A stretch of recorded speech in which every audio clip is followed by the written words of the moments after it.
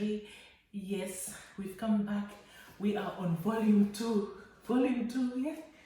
We finished volume 1, and volume 2 we start on the stories of Jacob, Esau, and Joseph. Wow, I love the stories of Joseph. Remember Joseph, the boy with the coat of many colors. I'm sure we'll be reading about him very soon. So yes, we're starting on volume 2 and we are on part 1. So these are the stories of Jacob, Esau, and Joseph. So part 1, story 1, it says, so much for so little. So much for so little. And you know what, we are on volume 2, but we're still reading the book of Genesis. So if you want to follow in your Bibles, you will find the story in Genesis chapter 25, verse 19 to verse 34. Genesis chapter 25, verse 19 to verse 34. So much for so little. So I'm going to pray. We have the same prayer throughout the series. So I'm hoping that some of you now can repeat the prayer.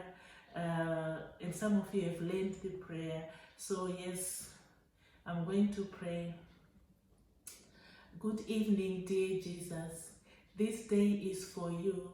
I ask you to bless all I think, say, and do. Yes, thank you very much. So much for so little. Look at the picture. I can't wait to know what the story is all about. So much for so little. Like his father, Isaac had to wait a long time for a son of his own, 60 years in fact. Then he got 2 at once. You can imagine the excitement of all the servants in the camp when twins were born to their master. Soon everybody was talking about the 2 boys, Esau and Jacob. They especially liked the story of how Jacob, who was born last, grabbed his little brother's heel in his own tiny hand. They were sure this was a sign that he would become more important than his brother. Strangely, that is what happened. To understand this story properly, you must remember that in those days, the first boy to be born in a family became heir to twice as much of his father's property as his brothers would receive. Because Esau was born a few minutes before Jacob, this birthright belonged to him. Even today, in some countries, the same custom is followed. Most of what the father owns goes to the oldest son when the father dies. While being the firstborn in any family meant a great deal, being Isaac's firstborn meant much more. The child would inherit not only most of his father's possession, but also all the blessings that God had promised to Abraham. As a result, Esau was a very fortunate boy. Since he was lucky enough to be born first, 2/3 of Isaac's riches and honor would eventually be his. Surprisingly, however, the birthright didn't mean a thing to him. He wasn't even interested. All he thought about was having a good time out in the fields and woods with his bow and arrows. He was more interested in being known as a skillful hunter and good shot rather than being the firstborn son of Isaac. Jacob was different. He didn't like hunting. He preferred to stay around the camp where his mother told him stories about his father and grandfather and the promises God had made to them. He especially enjoyed the story about what happened at his birth when the Lord had told his mother, the older will serve the younger. He didn't understand at first what this meant, but the more he thought about it, the more he wondered how he could get the birthright away from his brother. Since he stayed home more than Esau, his mother grew to love him best. With one thing and another, the 2 boys gradually drifted apart. This was sad, for surely twins should love each other in a special way all through life. How much better it would have been if they had played and worked together. Jacob could have shared the fun in the woods, and Esau could have stayed home a bit more to help around the camp and enjoy his mother's stories. But it didn't work out that way. Soon both boys were treating each other like strangers. One day Esau, feeling very hungry, came home from the fields. As he walked towards the tents, all he could think of was finding something to eat.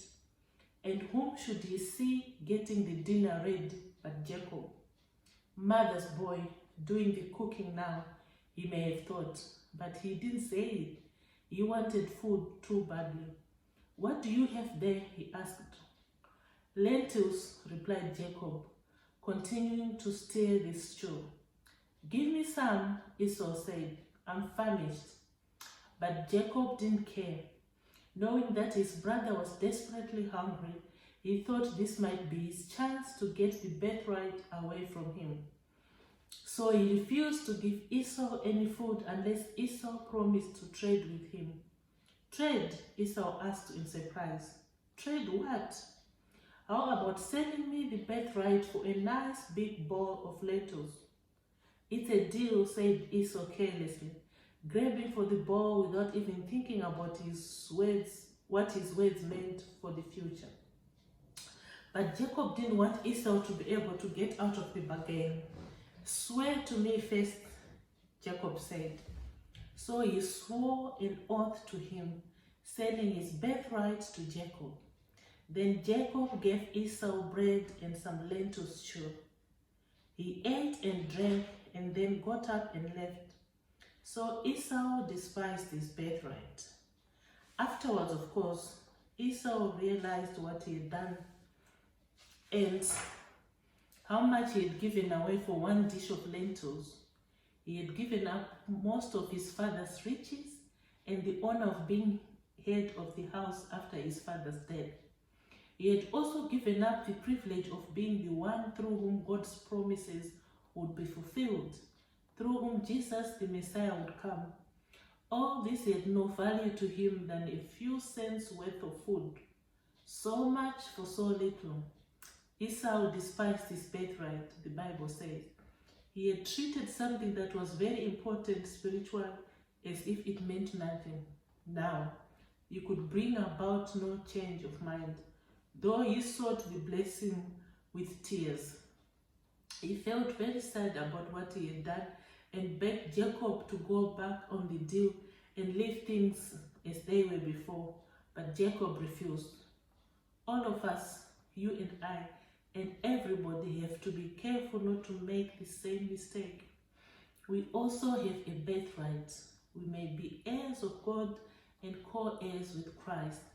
If we want to be, all the treasure of heaven will be ours if we are faithful to God. He has said that he will gladly let us live forever with him, if only we will love him and stay close to him. He has promised us so much. Let's make sure we never trade away these precious blessings for some little pleasure that will soon be gone. Our birthright is too rich a treasure to sell for a bowl of soup. Sold for a bowl of soup. That's what I would call it. Beautiful, beautiful story, and also a sad story. And I know, boys and girls, you and me, we go through this. We trade a lot. But the lesson is teaching us that we need to be very careful.